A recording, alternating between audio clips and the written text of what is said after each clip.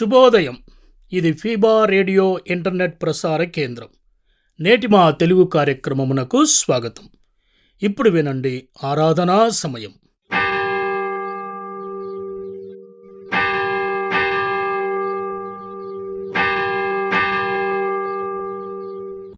ఆరాధనా సమయం.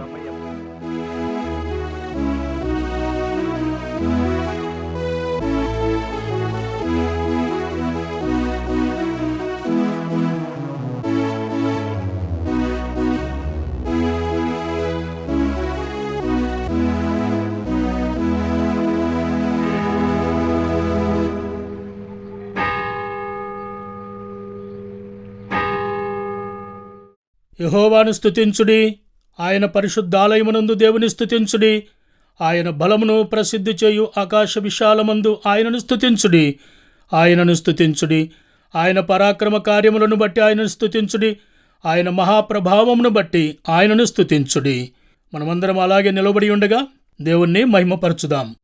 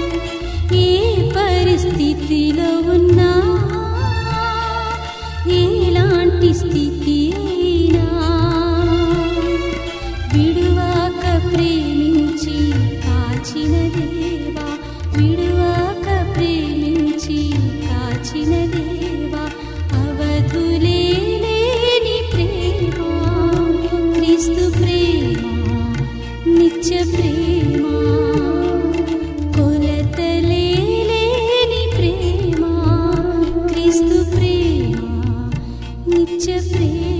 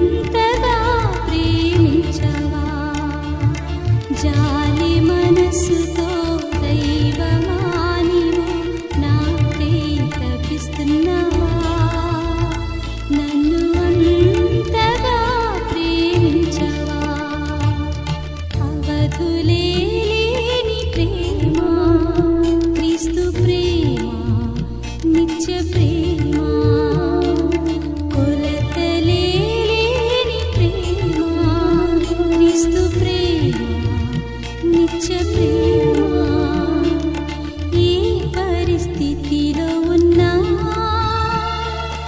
ఎలాంటి స్థితి అయినా ఏ పరిస్థితిలో ఉన్నా ఎలాంటి స్థితి అయినా విడువాక ప్రేమించి కాచిన దేవా విడువాక ప్రేమించి కాచిన దేవా అవధులేని ప్రేమ క్రీస్తు ప్రేమ నిత్య ప్రేమ కొరతలేని ప్రేమ క్రీస్తు ప్రేమ నిత్య ప్రేమ. అలాగే నిలబడి ఉండగా ఈ దినము కొరకు ఏర్పాటు చేయబడిన కీర్తనల భాగములను ఉత్తర ప్రత్యుత్తరములుగా చదువుకుందాం. కీర్తనలు 103వ అధ్యాయం 1 నుండి 12 వచనములు. నా ప్రాణమా యెహోవాను సన్నుతించుము, నా అంతరంగముననున్న సమస్తమైన పరిశుద్ధ నామమును సన్నుతించుము. నా ప్రాణమా యెహోవాను సన్నతించుము, ఆయన చేసిన ఉపకారంలో దేన్ని మరొకము. ఆయన నీ దోషములన్నిటినీ క్షమించువాడు, నీ సంకటములన్నిటినీ కుదుర్చువాడు. సమాధిలో నుండి నీ ప్రాణమును విమోచించుచున్నాడు, కరుణా కటాక్షములను నీకు కిరీటముగా ఉంచుచున్నాడు. పక్షిరాజు యవనము వలె నీ యవనము క్రొత్తదగుచుండునట్లు మేలుతో నీ హృదయమును తృప్తిపరచుచున్నాడు. యెహోవా నీతి క్రియలను జరిగించుచు బాధింపబడు వారికందరికీ న్యాయము తీర్చును. ఆయన మోషేకు తన మార్గములను తెలియజేసెను, ఇశ్రాయేలు వంశస్థులకు తన క్రియలను కనపరచెను. యెహోవా దయాదాక్షిణ్య పూర్ణుడు, దీర్ఘశాంతుడు, కృపా సమృద్ధి గలవాడు. ఆయన ఎల్లప్పుడూ వ్యాజ్యమాడువాడు కాడు, ఆయన నిత్యము కోపగించువాడు కాడు. మన పాపములను బట్టి మనకు ప్రతీకారం చేయలేదు, మన దోషములను బట్టి మనకు ప్రతిఫలం ఇయ్యలేదు. భూమి కంటే ఆకాశము ఎంత ఉన్నతముగా ఉన్నదో ఆయన యందు భయభక్తులు గలవారి యెడల ఆయన కృప అంత అధికముగా ఉన్నది. చివరి వచనం అందరం కలిసి చదువుకుందాం. పడమటికి తూర్పు ఎంత దూరమో ఆయన మన అతిక్రమములను మనకు అంత దూరపరిచి ఉన్నాడు. ఈ దినము కొరకు ఏర్పాటు చేయబడిన పాఠ్యభాగం చదవగా విందాము. ఇర్మియా గ్రంథము 46వ అధ్యాయము 11వ వచనము. ఐగుప్తు కుమారి కన్యక గిలాదునకు వెళ్ళి గుగ్గిలము తెచ్చుకొనుము, విస్తారమైన ఔషధములు తెచ్చుకొనుట వ్యర్థమే, నీకు చికిత్స కలుగదు. దయచేసి అందరూ కూర్చున్నట్లయితే దైవ వర్తమానం విందాం. ఈరోజు మనకు దైవ వర్తమానం అందించబోవారు సహోదరులు దేవప్రేమ్ యేసుదాస్ గారు. ఆరోగ్యవరం సమయంని తీసుకుని వాక్యం బోధించవలసినదిగా సమయాన్ని వారికి కేటాయిస్తూ ఉన్నాం. క్రీస్తునందు ప్రియ ఆరాధన సమయం శ్రోతలకు శుభాభివందనములు.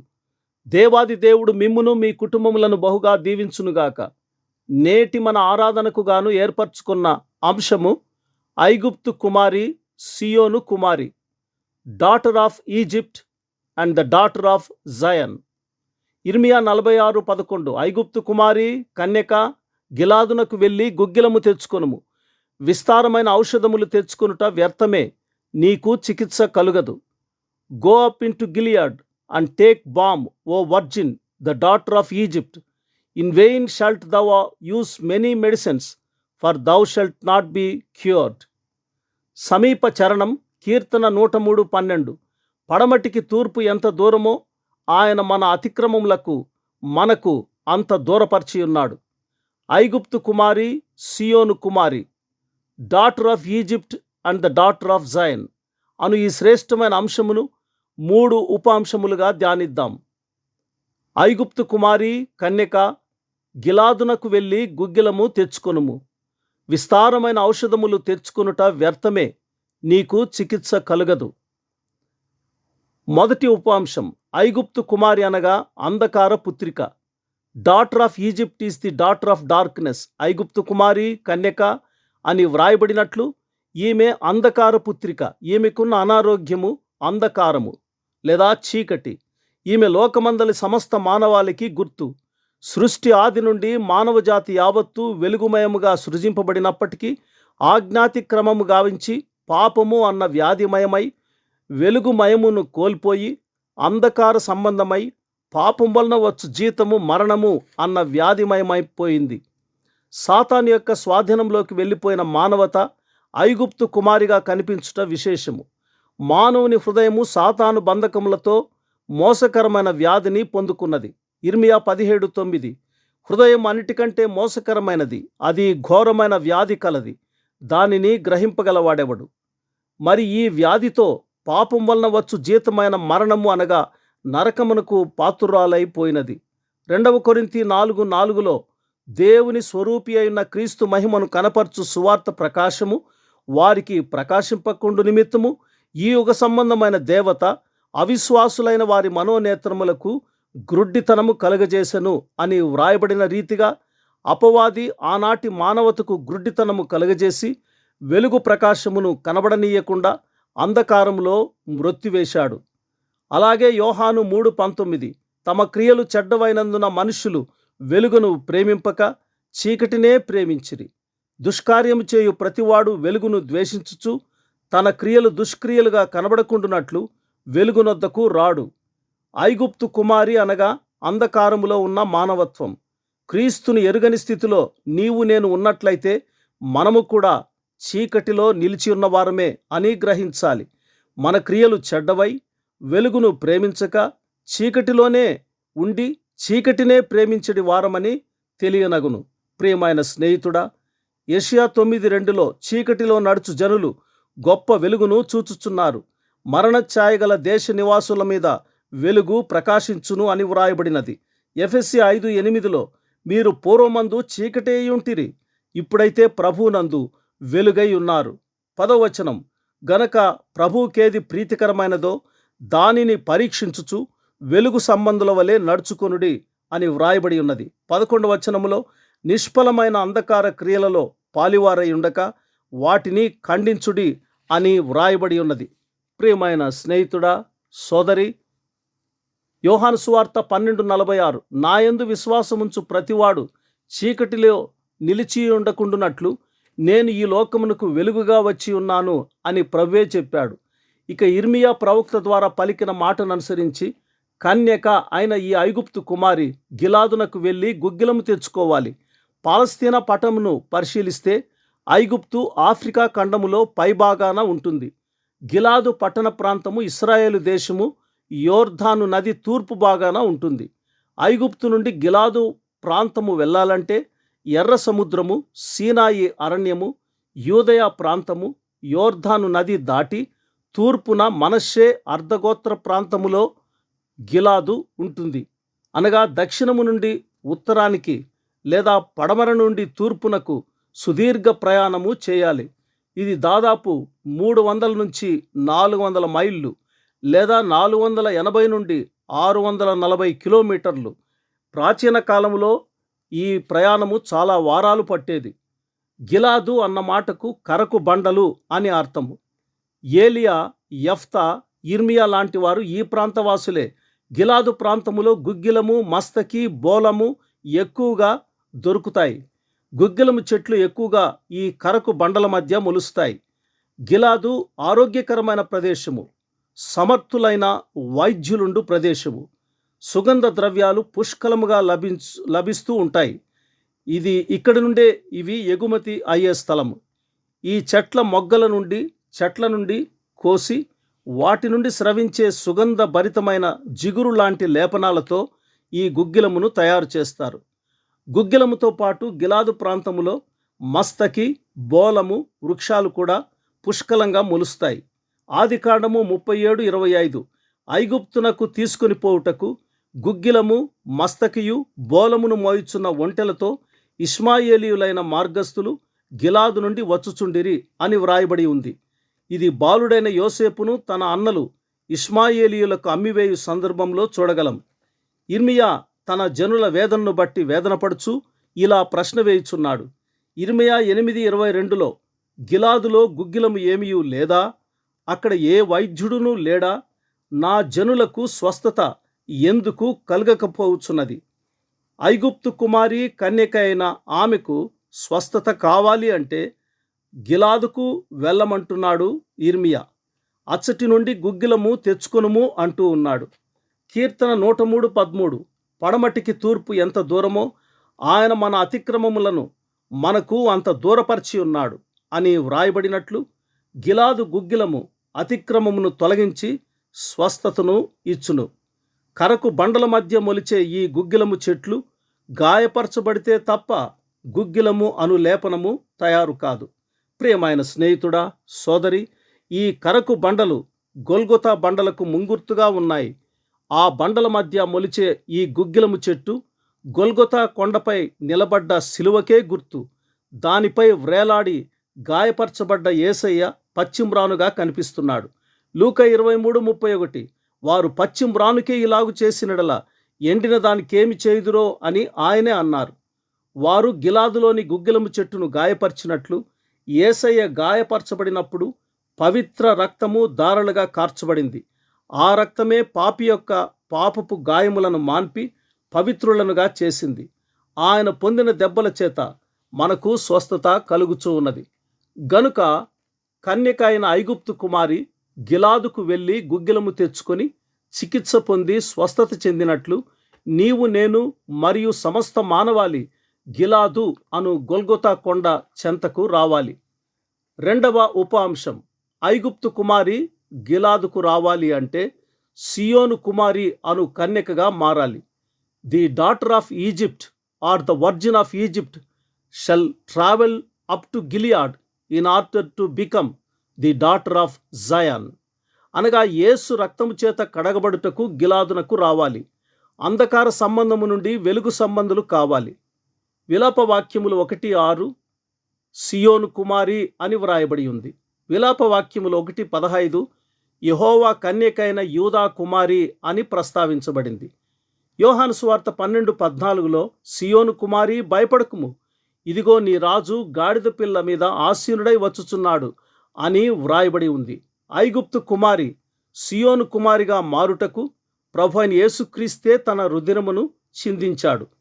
ఐగుప్తు బానిసత్వంలో మ్రగ్గిన ఇశ్రాయేలు ప్రజలు గొర్రెపిల్ల రక్తముచే విమోచింపబడి ఎర్ర సముద్రము చీలి ఏర్పడిన ఆరిన నేల మీద నడిచి సీనాయి అరణ్యమందు 40 సంవత్సరములు సుదీర్ఘ యాత్ర చేసి పాలు తేనెలు ప్రవహించు వాగ్దాన భూమి అనగా సియోను కొండకు చేరుకున్నారు. అప్పుడు సియోను కుమారిగా, సియోను కన్యకగా పిలువబడ్డారు. ఐగుప్తు అనిడి అంధకారము తొలగిపోయి వెలుగు సంబంధులము మనము కాగలము.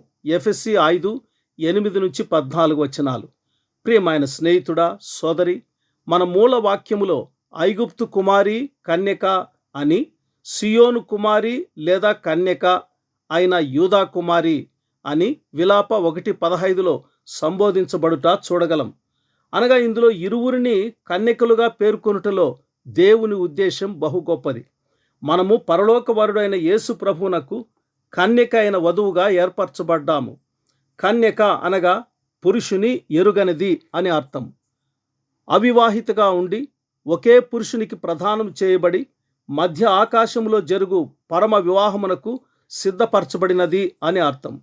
అందుకే పౌలు అంటున్నాడు 2 కొరింథీ 11:2 అనగా సార్వత్రిక సంఘమును ఉద్దేశిస్తూ ఇలా అన్నాడు, ఎందుకనగా పవిత్రురాలైన కన్యకనుగా ఒక్కడే పురుషునికి అనగా క్రీస్తుకు సమర్పింపవలెనని మిమ్మును ప్రదానము చేసి తిని అనని. గనుక ఓ విశ్వాసి, మనము అంధకార సంబంధమైన ఐగుప్తు కుమారిగా లేదా ఐగుప్తు కన్యకగా ఉన్నవారము. పవిత్రతకు భంగముగా ఉన్న పాపము అను వ్యాధి కలవారము. మనకు గిలాదు గుగ్గిలము అను ఔషధము అవసరం. గనుక మనము గిలాదు అనబడిన గొల్గొతా యొద్దకు రావాలి. ఎక్కడో పడమరనున్న ఐగుప్తు నుండి తూర్పునున్న ఇశ్రాయేలు దేశమునకు రావాలి. అపోస్తుల కార్యములు 8:27 అప్పుడు ఐథియోపియుడైన నపుంసకుడు ఆరాధించుటకు యెరూషలేమునకు వచ్చి ఉండెను అని వ్రాయబడి ఉంది. ఇథియోపియా ఐగుప్తు దేశములకు సంబంధించిన దేశమే. ఐగుప్తు కుమారి లేదా ఐగుప్తు కన్యక గిలాదుకు వస్తేనే పాపక్షమాపణ దొరుకుతాది. తన రథములో యెషయా గ్రంథమును చదువుతూ ఆ నపుంసకుడు ఫిలిప్పు అనడి క్రీస్తు శిష్యుని ప్రబోధముతో సువార్తను అర్థం చేసుకుని రక్షింపబడి బాప్తిస్మమును పొందుకొని పాప విముక్తుడై గిలాదు గుగ్గిలము అనడి క్రీస్తు రక్తంతో కడగబడి తన త్రోవను సంతోషంగా వెళ్ళెనని అపోస్తల కార్యములు 8:35లో కనుగొనగలం. ప్రియమైన స్నేహితుడా, సోదరి, గిలాదు అనుభవము అనగా మారు మనస్సు, పాపక్షమాపణ అను ప్రశస్తమైన రక్షణను నీవు పొందుకోవాలి. అలాగైతే నీవును సియోను కుమారి లేదా సియోను కన్యకగా మారియున్నావు అని అర్థం. అలాగైతే నీవు నేను మన పరమవరుని వర్ణిస్తూ స్తుతిస్తూ ఆరాధింప యోగ్యులమే. ఇక 3వ ఉప అంశం, బుద్ధిగల కన్యకల వలె ఆయనను మనము ఎదుర్కోవాలి. Like wise virgins come and meet him. Like wise virgins come and meet him. కన్యక తన ఆభరణములను మరచునా, పెండ్లి కుమారి తన వడ్డానము మరచునా? నా ప్రజలు లెక్కలేనన్ని దినములు నన్ను మరచియున్నారు అని ఇర్మియా 2:32లో వ్రాయబడి ఉంది. బుద్ధిలేని కన్యకలు ఈమెను పోలినవారే. సిద్ధపడిన బుద్ధిగల కన్యకలు 5 మంది అయితే సిద్ధపడని బుద్ధిలేని కన్యకలు 5 మంది కలరు. యెరూషలేము కుమారి, సియోను కుమారి, కన్యక అని విలాప 2:13లో వ్రాయబడినది. నిన్ను స్వస్థపరచగలవాడెవడు అని ప్రశ్నింపబడినది. ఇర్మియా 8:22లో గిలాదులో గుగ్గిలము ఏమీయూ లేదా, అక్కడ ఏ వైద్యుడునూ లేడా, నా జనులకు స్వస్థత ఎందుకు కలగకపోవచ్చున్నది అని ప్రశ్న వేయబడినది.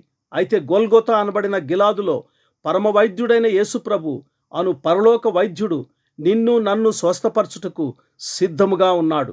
ప్రియ విశ్వాసి, నీవు ఆయన చేత స్వస్థత పొందుకున్నావా? ఆయన తన గిలాదు గుగ్గిలము అను రక్తం చేత నిన్ను కడిగి నీ గాయములను మాన్పువాడై ఉన్నాడు. పాపగాయములే కాకుండా శారీరక అస్వస్థతలు, దీర్ఘకాలిక రోగములు, మానసిక రుగ్మతలు, సామాజిక దుర్భర పరిస్థితుల నడుమ బాధ అనుభవిస్తున్నావా? ఆయన నీ కొరకే రక్షకుడుగా, ప్రభువుగా, పరమ వైద్యుడుగా విచ్చేసియున్నాడని మరువవద్దు సుమా. యెషయా గ్రంథము 1వ అధ్యాయము 5-6 చరణాలు. ప్రతివాడును నడినెత్తిని వ్యాధి కలిగి ఉన్నాడు. ప్రతివాని గుండె బలహీనమయ్యను. అరకాలు మొదలుకొని తల వరకు స్వస్థత కొంచెమైననూ లేదు. ఎక్కడ చూచినను గాయములు, దెబ్బలు, పచ్చిపుండ్లు. అవి పిండబడలేదు, కట్టబడలేదు, తైలములో మెత్తన చేయబడలేదు అని వ్రాయబడిన రీతిగా మనమందరము వ్యాధి పీడితులమై ఐగుప్తు బానిసత్వములో ఐగుప్తు కుమారి వలె ఉండిపోయాము. అపవిత్ర హృదయములు గల కన్యకలు పెండ్లి విందుకు అనర్హులు. పెండ్లి కుమారుడైన యేసయ్య వచ్చు సమయము ఆసన్నమై ఉన్నది. మత్తయి సువార్త 25:1 పరలోక రాజ్యము తమ దివిటీలు పట్టుకొని పెండ్లి కుమారుని ఎదుర్కొనుటకు బయలుదేరిన 10 మంది కన్యకలను పోలి ఉన్నది. వీరిలో 5 బుద్ధిలేని వారు, 5 బుద్ధిగలవారు అని వ్రాయబడి ఉన్నది. ఐగుప్తు కుమారి కన్యక విమోచింపబడిన సియోను కుమారిగా మార్చబడినదా? మనం ఇంకనూ ఐగుప్తు కుమార్తెలముగానే ఉన్నామా? లేదా గిలాదు గుగ్గిలపు అనుభవం పొంది సియోను కుమార్తెలుగా, బుద్ధిగల కన్యకలుగా ఉండి పరమ పెండ్లి కుమారుని ఎదుర్కొనుటకు సిద్ధపడుచున్నామా అని పరిశీలించుకోవాలి. ఇదిగో పెండ్లి కుమారుడు, అతనిని ఎదుర్కొన రండి అను కేక వినబడెను. మత్తయి సువార్త 25:7లో అది వ్రాయబడి ఉన్నది. అయితే బుద్ధిలేని కన్యకల దివిటీలు ఆరిపోవచ్చుండగా అమ్మువారి యొద్దకు వారు వెళ్ళిరి అని వ్రాయబడింది. అయితే సిద్ధపడి ఉన్న బుద్ధిగల కన్యకలు పెండ్లి విందుకు లోపలికి పోయారు. అంతటా తలుపు వేయబడింది. 10 మంది కన్యకలు బయలుదేరి గాని 5 మంది కన్యకలు మాత్రమే విందుకు పాత్రులయ్యారు. పెండ్లి కుమారుని కలుసుకోగలిగారు. ప్రియమైన విశ్వాసి, నీ నా సంగతి ఎట్లు?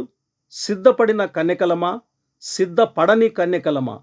స్వస్థత చెందిన కన్యకలమా, స్వస్థత లేని కన్యకలమా? గిలాదు గుగ్గిలము చేత చికిత్స చేయబడిన వారమై ఉన్నామా? సియోను కన్యకలుగా మార్చబడ్డామా? లేక లోక సంబంధిత గుగ్గిలములపై ఆధారపడ్డామా? ఐగుప్తు కన్యకలుగానే ఉండిపోయామా? పరలోక విందుకు అర్హులమై ఆయనను బహుగా స్తుతించి ఆరాధించున్నట్లు పరిశుద్ధాత్మ దేవుడే మనకు సహాయము చేయునుగాక. ఆమెన్. దేవుడు తన వాక్యమును మన వినికిడిలో దీవించునుగాక. వర్తమానం అందించినటువంటి సహోదరులు దేవప్రేమ యేసుదాసు గారికి మనందరి తరపున కృతజ్ఞతలు తెలియచేస్తూ ఇప్పుడు మనమందరం అలాగే నిలబడి ఉండి ప్రభు నేర్పిన పరలోక ప్రార్థనను మనము చెప్పుకుందాం. పరలోకమందున్న మా తండ్రి, నీ నామము పరిశుద్ధపరచబడునుగాక, నీ రాజ్యము వచ్చునుగాక, నీ చిత్తము పరలోకమందు నెరవేర్చున్నట్లు భూమి యందును నెరవేరునుగాక. మా అనుదిన ఆహారం నేడు మాకు దయచేయుము. మా రుణస్థులను మేము క్షమించున్న ప్రకారము మా రుణములను క్షమించుము. మమ్మను శోధనలో నుండి తేక దుష్టు నుండి మమ్మను తప్పించుము. ఎందుకనగా రాజ్యము, బలము, మహిమ నిరంతరము నీవై ఉన్నవి తండ్రి. ఆమేన్.